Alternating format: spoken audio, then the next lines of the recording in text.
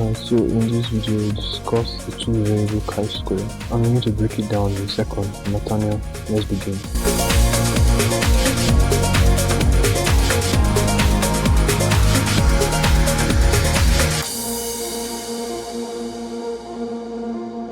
So look at this question. It says the table below shows the number of defective and non-defective product by two machines A and B. Test the hypothesis that the number of defective items produced by the machine is independent of the machines on which they were made at. This is a level of significance. So how do you know this is two variable chi-square? And I'll explain. Because people might confuse this for ANOVA. This is not ANOVA. ANOVA is different. I'm going to put another video on ANOVA so you know the difference between ANOVA and chi-square. This is not ANOVA.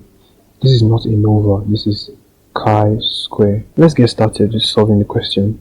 Okay, so this is the two variable chi-square ANOVA, the one we looked at before. So this question now, how do we know it is two variable chi-square? So if you look at the last sentence is test that. So they want us to test that machine A, the result of machine A. So machine A produce defective item and produce non-defective item. Machine B produce defective item and non-defective item. They are saying test that the observation that what happened in machine A is result. So this first result has nothing to do with, it's independent or has nothing. So machine A has nothing to do with machine B, or independent. Machine B produce defective and non-defective. Prove that they are independent of one another. This is chi-square already, but this is two variable chi-square. And like I said, for one variable chi-square, the expected value will be in the question. But for two variable chi-square, you need a formula to find the expected value. So we use this formula here. E is equal to the row total multiplied by the column total divided by the ground total. Once we find our E, we put it into the chi-square formula, and you know the chi-square formula is summation of O minus E, all squares, make it more accurate, divided by E. So once we find this E using this formula, and once I solved, another thing is the reason why it is two variable chi-square is that, see, we have machine A, this one entity, having observed, and of course we'll calculate the expected. Machine B, we have observed, and of course we'll calculate the expected. So that's the difference. This is two variables. This is not ANOVA. ANOVA is totally different, and I'm going to put a link in the descriptions for ANOVA. So watch that video and so you know why it is ANOVA. So in the exam, you're not going to be solving ANOVA when you are supposed to be solving for chi-square and be confused. So let's continue. Once we find the expected, the answer is already solved already. We just put it in the table. Make sure you watch the video on one variable chi-square. I explained everything in detail there. I'm not going to go to details for these two variable chi-square because they are basically the same once we find the expected for two variables. So let me walk you through how to find the expected. Please pay attention because this is a little bit tricky. So let's begin. So now let's find the expected for machine A. So you know machine A is going to have two expected. So let's find the first expected. So the machine A expected for the first one will be using this formula here. Expected for the first one will be using this formula here.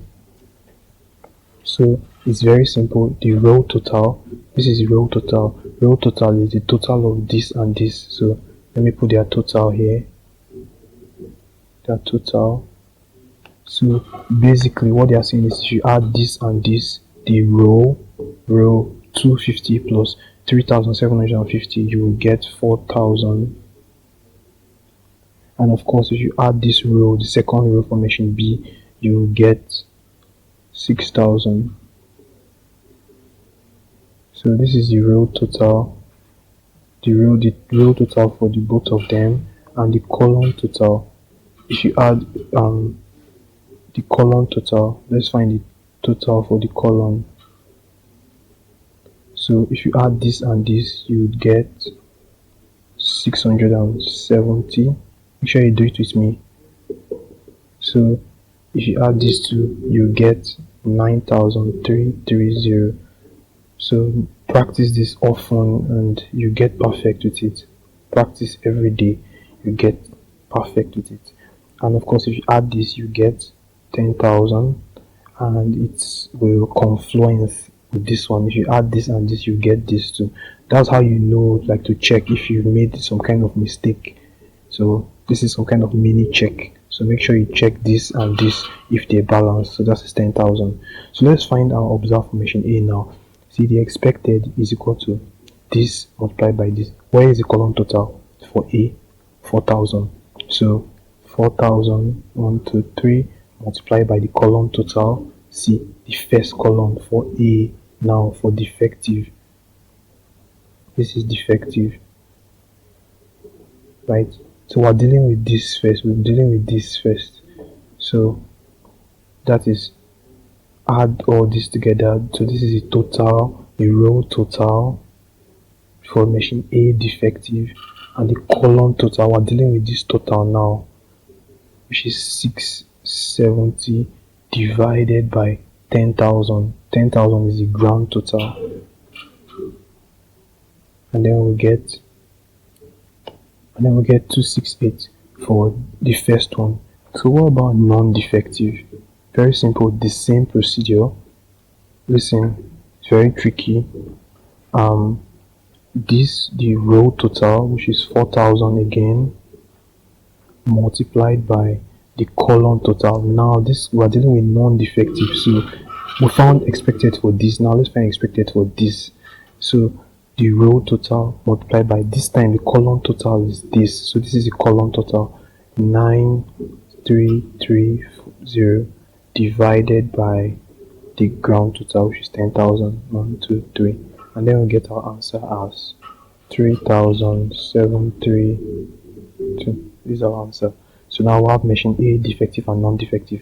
Let's find machine B defective and non-defective. The same procedure, but let's do it together. Okay, so we found the expected for defective and non-defective, these two.